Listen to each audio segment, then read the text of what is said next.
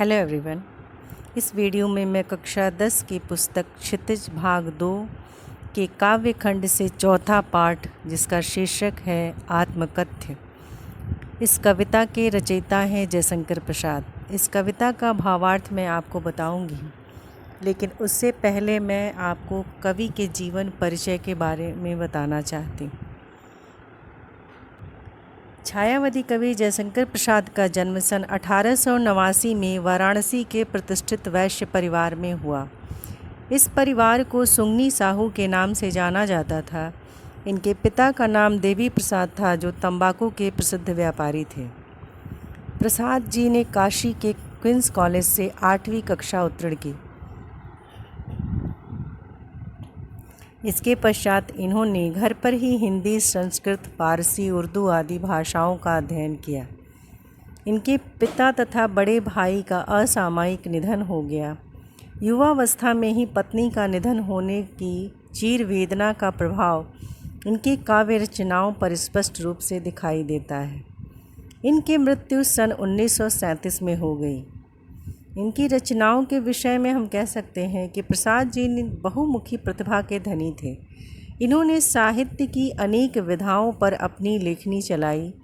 कविता, नाटक, कहानी, उपन्यास सभी में इनकी उत्कृष्ट रचनाएं हैं, जिनमें कामायनी आधुनिक काव्य जगत की सर्वोत्कृष्ट रचना है। इनकी प्रमुख रचनाएं हैं, महाकाव्य में है कामायनी, आधुनिक हिंदी की श्रेष्ठतम काव्यकृति माने जाने वाली रचना है ये। इस रचना पर इन्हें मंगला प्रसाद पारितोषिक दिया गया। खंड काव्य में है आंसू, महाराणा का महत्व और प्रेम प्रतीक। नाटक में है अजातशत्रु, चंद्रगुप्त, स्कंदगुप्त और ध्रुव स्वामिनी। उपन्यास में है कंकाल, तितली और इरावती। कहानी संग्रह में है आकाशदीप, आंधी और इंद्रजाल। प्रसाद जी की सभी रचनाएं परिमार्जित हैं। इन्होंने अपने काव्य में नारी को पराकाष्ठा तक पहुंचाया। पुरुषत्व के मोह में नारी सत्ता को नगण्य मानने वाले पुरुष को इन्होंने समरसता लाने की सलाह दी। तुम भूल गए पुरुषत्व मोह में कुछ सत्ता है नारी की। इस तरह इनके काव्य की सुंदरता नारी के सौंदर्य से आकृष्ट नहीं हुई। इनके काव्य में उपमा, अनुप्रास, रूपक, विरोधाभास अलंकारों का जिस तरह प्रयोग हुआ, यह सर्वथा नवीन है। इस तरह प्रसाद का साहित्य जीवन की कोमलता, माधुर्य, शक्ति और ओज का साहित्य माना जाता है। छायावाद की अतिशय काल्पनिकता, सौंदर्य का सूक्ष्म चित्रण, प्रकृति प्रेम, देश प्रेम कविता में दर्शनीय है। प्रसाद जी की रचनाओं में भाषा कहीं सहज सरल सुबोध है, तो कहीं अति दुरूह है। परिमार्जित संस्कृतनिष्ठ शब्दों का प्रयोग है। खड़ी बोली का शुद्ध साहित्यिक स्वरूप है। छोटे छोटे वाक्यों में गांधीर्य के दर्शन होते हैं। देश प्रेम की रचनाओं में ओज का प्रवाह है, तो श्रृंगार रस के वर्णन में माधुर्य का प्रवाह दिखाई देता है। यहाँ जो कविता है आत्मकथ्य, इसके विषय में कुछ बताना चाहती हूँ। प्रेमचंद के संपादन में हंस पत्रिका का एक आत्मकथा विशेषांक निकलना तय हुआ था। प्रसाद जी के मित्रों ने आग्रह किया कि वे भी आत्मकथा लिखें। प्रसाद जी इससे सहमत न थे। इसी असहमति के तर्क से पैदा हुई कविता है आत्मकथ्य। यह कविता पहली बार 1932 में हंस के आत्मकथा विशेषांक में प्रकाशित हुई थी। छायावादी शैली में लिखी गई इस कविता में जयशंकर प्रसाद ने जीवन के यथार्थ एवं अभाव पक्ष की मार्मिक अभिव्यक्ति की। छायावादी सूक्ष्मता के अनुरूप ही अपने मनोभावों को अभिव्यक्त करने के लिए जयशंकर प्रसाद ने ललित, सुंदर एवं नवीन शब्दों एवं बिंबों का प्रयोग किया। इन्हीं शब्दों एवं बिंबों के सहारे इन्होंने बताया कि उनके जीवन की कथा एक सामान्य व्यक्ति के जीवन की कथा है। इसमें ऐसा कुछ भी नहीं है जिसे महान, रोचक मानकर लोग वाह वाह करेंगे। कुल मिलाकर इस कविता में एक तरफ कवि द्वारा यथार्थ की स्वीकृति है, तो दूसरी तरफ एक महान कवि की विनम्रता भी थी। इस पाठ में इस कविता के माध्यम से प्रसाद जी ये बताना चाहते हैं कि यह संसार नश्वर है। वृक्ष की घनी पत्तियां मुरझाकर गिर जाती हैं। इस संसार में अनेक महापुरुष हैं जिनके इतिहास के सम्मुख तो अपनी जीवन कहानी हास्यास्पद है, फिर भी अपने हास्यास्पद जीवन वृत्त को लिखने का कौन साहस करेगा, जिससे किसी को किसी प्रकार से सुख मिलने की संभावना नहीं है। मेरा जीवन रूपी घड़ा रिक्त है, इससे किसी को कुछ प्राप्त होने वाला नहीं है। मेरे जीवन में आया सुख स्वप्न के समान क्षणिक था। जीवन की गाथा ऐसी नहीं है कि सब रस लेकर सुने। मेरी जीवन की व्यथाएं अभी सुप्तावस्था में हैं, उन्हें जगाने का अभी समय नहीं है। अब मैं इस कविता का भावार्थ आपको बताऊंगी। मधुप गुनगुना कर कह जाता कौन कहानी यह अपनी, मुरझा कर गिर रही पत्तियां देखो कितनी आज घनी। इस गंभीर अनंत नीलिमा में असंख्य जीवन इतिहास, यह लोग करते ही रहते हैं अपना व्यंग मलिन उपहास। तब भी कहते हो कह डालो दुर्बलता अपनी बीती, तुम सुनकर सुख पाओगे देखोगे यह गागर रीति। इस काव्यांश का भावार्थ बताने से पहले कुछ शब्दों का अर्थ मैं बता दूं। मधुप का अर्थ होता है भ्रमर यानी कि भंवरा। अनंत नीलिमा का अर्थ होता है विस्तृत नीला आकाश। व्यंग मलिन का अर्थ होता है कि खराब ढंग से किसी की निंदा करना। दुर्बलता यानी कि कमज़ोरी। और गागर रीति से कवि का यहाँ आशय है कि ऐसा मन जिसमें कोई भाव नहीं हो, जैसे कि खाली घड़ा। मधुप गुनगुना कर कह जाता कौन कहानी यह अपनी। कवि के अपने जीवन उपवन में मन रूपी भ्रमर गुंजार करता है। मन रूपी भंवरा गुंजार करता हुआ जीवन की कहानी कह जाता है। यानी कि कवि का मन जो है वो अपने अतीत में चला जाता है और अपनी अतीत की यादों में खो जाता है। मुरझा कर गिर रही पत्तियां देखो कितनी आज घनी। कवि इतना तो जानता है कि उसके जीवन रूपी उपवन की कितनी घनी पत्तियां मुरझा कर गिर गईं, अर्थात उसके उपवन को हरा भरा करने वाली, खुशियां प्रदान करने वाली उसके जीवन का साथ छोड़कर चली गई। अर्थात उसकी प्रेयसी जो थी, जो उसके जीवन रूपी उपवन को हरा भरा रखने वाली थी, वो उसे छोड़कर चली गई। तो उसकी तुलना कवि मुरझा कर गिर रही पत्तियों से करता है कि जैसे जो पत्तियां मुरझा जाती हैं तो पेड़ की टहनी से अलग हो जाती हैं, वैसे ही कुछ लोग उसके जीवन के जो उससे संबंधित थे उसे छोड़कर जा चुके हैं। इस गंभीर अनंत नीलिमा में असंख्य जीवन इतिहास। इस अनंत विस्तृत आकाश में कितने ही महापुरुषों ने अपने जीवन वृत्त लिखे हैं। उनसे यही प्रतीत होता है कि उन्होंने अपना जीवन वृत्त लिखकर अपना उपहास किया है। कह रहा है कवि कि इस गंभीर अनंत नीलिमा में असंख्य जीवन इतिहास, यह लोग करते ही रहते हैं अपना व्यंग मलिन उपहास। कह रहा है कि अपना जीवन वृत्त लिखकर उन्होंने अपना उपहास किया है, या उन महापुरुषों के जीवन वृत्त के सम्मुख अभावों से भरे अपने जीवन वृत्त को लिखकर अपना उपहास कराने के अतिरिक्त और कुछ नहीं किया है। कवि कहता है कि बहुत सारे महान लोगों ने अपने जीवन की कथा लिखी और उनका उपहास हुआ। यहाँ फिर कवि कहता है कि उन कुछ महान लोग ऐसे भी थे जिनकी जीवन की कथाओं के सामने मैं अपने जीवन की कथा कहकर अपना उपहास नहीं उड़ाना चाहता। तब भी कहते हो कह डालूं दुर्बलता अपनी बीती। कवि कह रहा है कि यह जानते हुए मित्रों द्वारा जीवन वृत्त लिखने के लिए कहे जाने पर कवि उनसे कहता है कि फिर भी मुझसे अपेक्षा करते हो कि मैं अपनी दुर्बलताएं, बुराइयां, निराशा भरी जीवन कथा लिखूं। तुम सुनकर सुख पाओगे देखोगे यह गागर रीति। जब मेरे जीवन की भावनाओं से रहित रिक्त मन के बारे में जानोगे, सुनोगे, देखोगे तो निराशा और दुख के अतिरिक्त कोई सुख प्राप्त नहीं होगा। जैसा कि मानव स्वभाव होता है कि हम दूसरों के दुख से सहानुभूति तो रखते हैं और कहीं न कहीं सुख भी पाते हैं। तो ऐसा कभी को भी ये बात महसूस हो रहा है कि मैं अपने संघर्ष की, अपनी व्यथा की कथा अगर लोगों तक पहुंचाऊंगा तो वो उसे सुनकर आनंद की अनुभूति करेंगे। वो अपने मित्रों से कहता है कि इस कथा को कहने के लिए मुझे क्यों प्रेरित कर रहे हो, किंतु कहीं ऐसा न हो कि तुम ही खाली करने वाले अपने को समझो, मेरा रसले अपनी भरने वाले।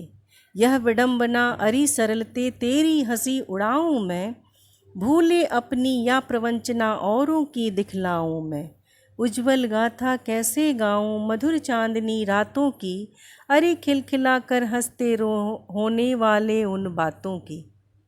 यहाँ कवि इस काव्यांश के माध्यम से कहना चाहता है कि अपनी आत्मकथा का जो निवेदन उसने अपने मित्रों से स्वीकार किया है, तो वो कह रहा है कि मैं अपने इस जीवन की विडंबना, इस दुर्भाग्य की व्यथा भरी कथा मैं कैसे सुनाऊं। इस पद्यांश के कुछ शब्दों का अर्थ मैं पहले बता दूं। विडंबना का अर्थ दुर्भाग्य और प्रवंचना का अर्थ धोखा और गाथा का अर्थ है कहानी। तो किंतु कहीं ऐसा न हो कि तुम ही खाली करने वाले। जो लोग कवि से आत्मकथा लिखने का निवेदन करते हैं उनसे कवि कहता है कि मेरा जीवन तो विडंबनाओं से भरा पड़ा है। यदि मैं अपने विडंबनाओं को बताने लगा तो पूछने वाले कहीं यह न समझने लगे कि उन विडंबनाओं का कारण हम ही हैं। अपने को समझो, मेरा रसले अपनी भरने वाले। यह विडंबना अरी सरलते तेरी हंसी उड़ाऊं मैं। कवि कहते हैं कि मेरी रिक्तता को जानकर, मेरी रिक्तता को जानकर कहीं आप लोग यह न समझ लें कि मेरी रिक्तता का कारण हम ही हैं, यानी कि मेरे मित्र ही हैं जो मेरे रस,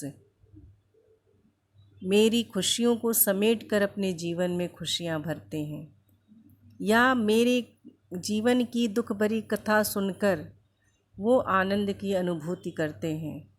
तो कवि का जीवन इतना सरल रहा जो दूसरों के स्वभाव को समझ ही न सका। यह विडंबना अरी सरलते तेरी हंसी उड़ाऊं मैं, भूले अपनी या प्रवंचना औरों की दिखलाऊं मैं। कवि कहता है कि इस तरह अपनी सरलता को बताकर कवि अपनी हंसी उड़ाने का अवसर देना नहीं चाहता। कवि अपनी भूलों को या जहाँ जहाँ धोखा खाया है उन औरों के सामने, उस धोखे को औरों के सामने प्रकट कर अपनी सरलता की हंसी उड़वाना उचित नहीं समझता।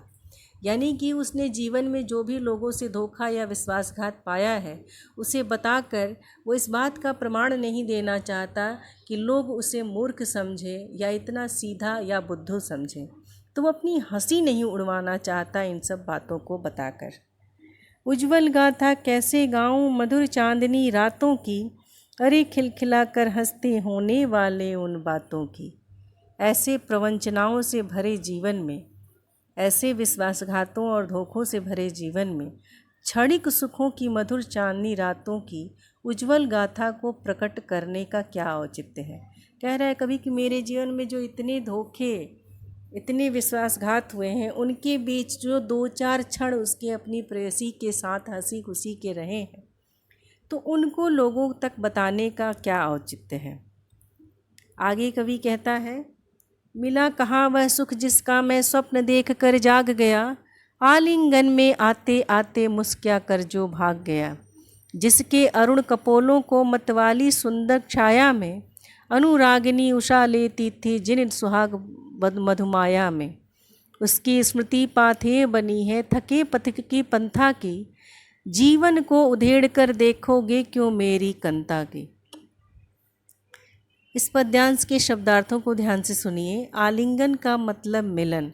अरुण कपोलो यानी कि सूर्य से तुलना की गई है। अरुण का जो सूर्योदय का समय होता है सूर्य का, वो अरुण होता है। लाल रंग का, तो अरुण कपोलो यानी कि लाल गाल, अनुरागिनी प्रेम करने वाली, उषा भोर, मधुमाया मोहक, स्मृति याद, पाथेय पथ संबंधी, रास्ते का भोजन, पथिक राही, पंथा रास्ता, कंथा अंतर्मन, गुदड़ी। मिला कहाँ वह सुख जिसका मैं स्वप्न देख कर जाग गया, आलिंगन में आते आते मुस्का कर जो भाग गया।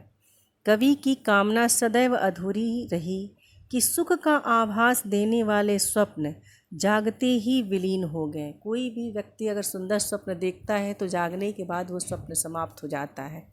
कवि कहता है कि उसके जीवन में जो सुख के क्षण हैं वह स्वप्न की भांति है, जो कुछ क्षण के लिए आए और तुरंत विलुप्त हो गए, और वही यथार्थ की उसका संघर्ष और व्यथा से भरा रहा उसका जीवन।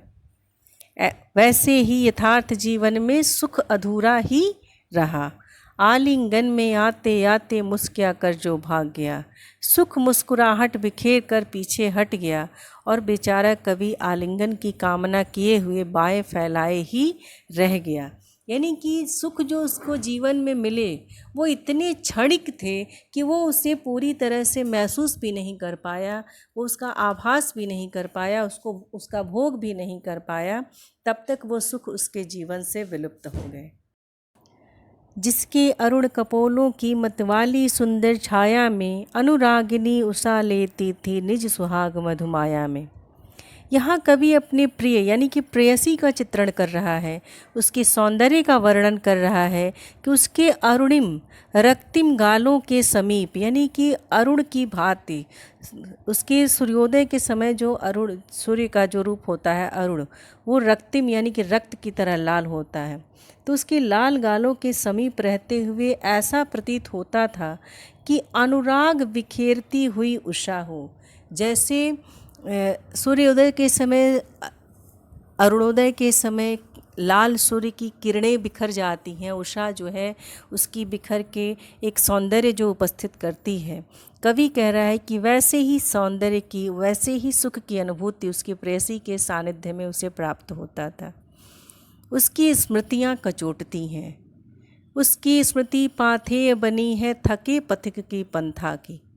उसकी स्मृतियाँ कवि के मन को व्यथित कर देती हैं और थके हुए पथिक के लिए संबल सहारा रूप पाथेय बनी हुई हैं।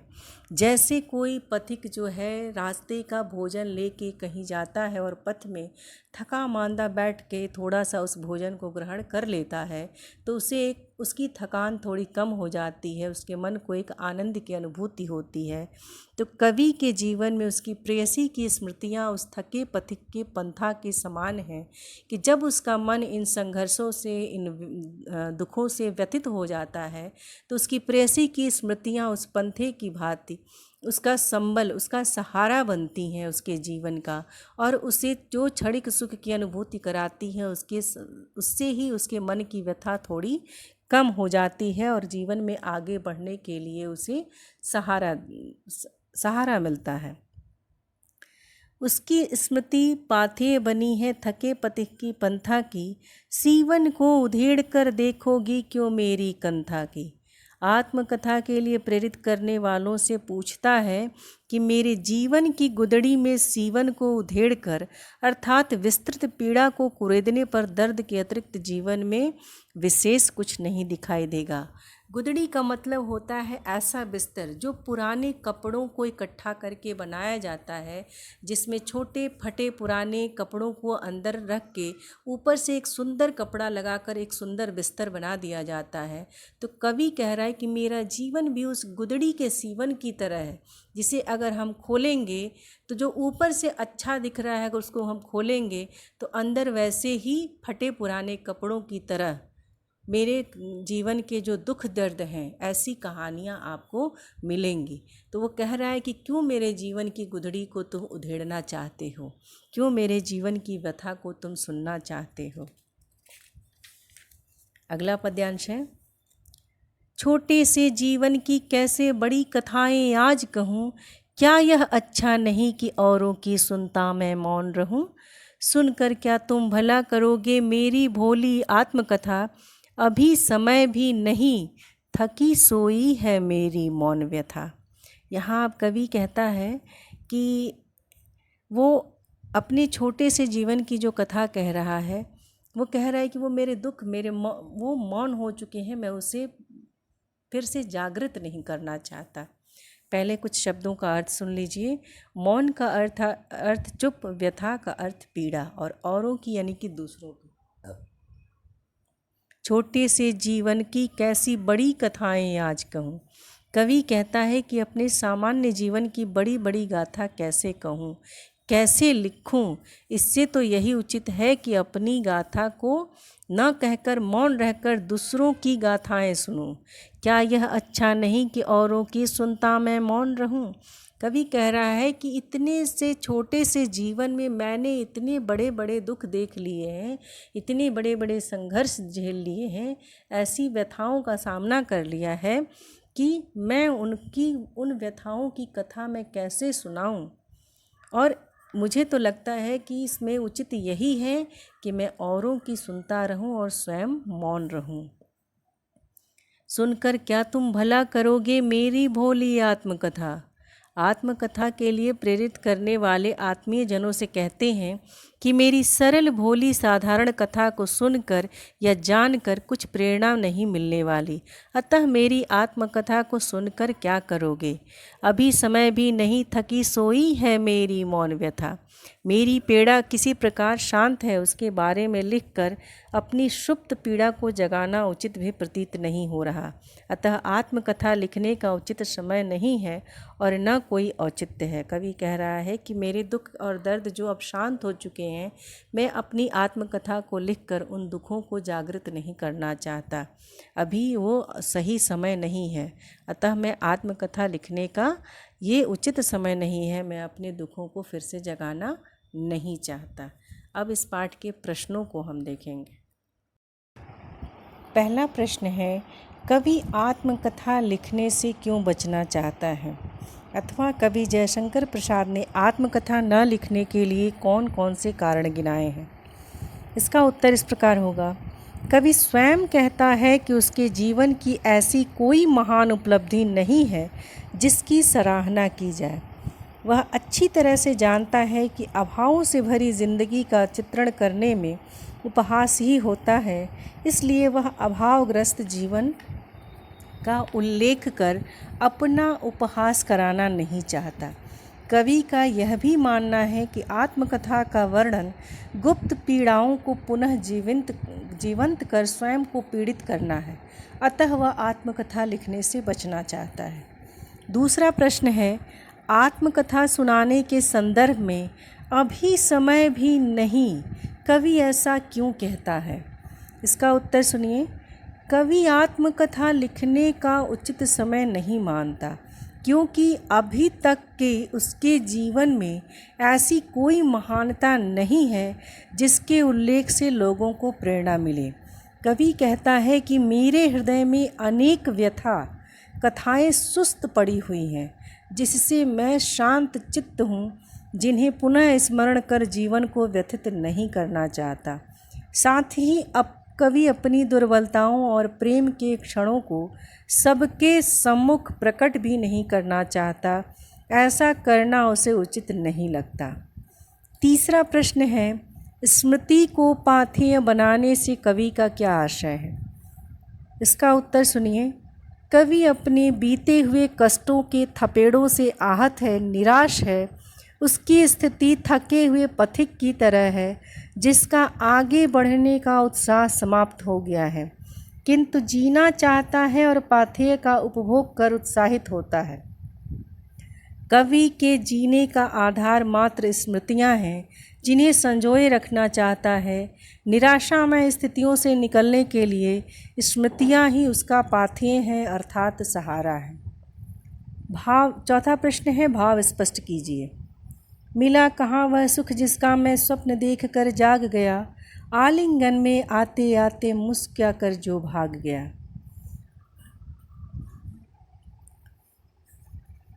कवि ने अपने जीवन की अनुभूति को स्पष्ट किया है कि सुख उसके जीवन के लिए प्रवंचना मात्र बनकर रह गया है। वह सुख की कल्पना करते ही रह गए और सुख उसके जीवन में केवल झांकी दिखाकर चला गया। कब आया और कब चला गया उसे पता ही नहीं चला। इसी तरह कवि स्वप्न में ही सुख का अनुभव कर रहा था और आँख खुलते ही सुख विलीन हो गया। दूसरा है, जिसके अरुण कपोलों की मतवाली सुंदर छाया में अनुरागिनी उषा लेती थी निज सुहाग मधुमाया में। इन पंक्तियों में कवि अपनी प्रेयसी की मधुर स्मृतियों में थोड़ी देर के लिए निमग्न हो जाता है और अपनी प्रेयसी के सौंदर्य का वर्णन करते हुए कहता है कि उसके गालों की रक्तिम आभा उषा काल में उदित होते हुए सूर्य की अरुणिमा के समान सुंदर थी। जिसकी छाया में उषा थी अनुराग से, उषा भी अनुराग से भर जाती थी। 5वां प्रश्न है, उज्ज्वल गाथा कैसे गाऊं मधुर चांदनी रातों की। इस कथन के माध्यम से कवि क्या कहना चाहता है? उत्तर ध्यान से सुनिए। उक्त कथन के माध्यम से कवि कहना चाहता है कि जो प्रेयसी के साथ समय व्यतीत हुआ वह अतीत बन गया, वर्तमान में उसका आभास मात्र शेष है। इसलिए सुखद क्षणों को अभिव्यक्त करना उसके लिए कठिन है।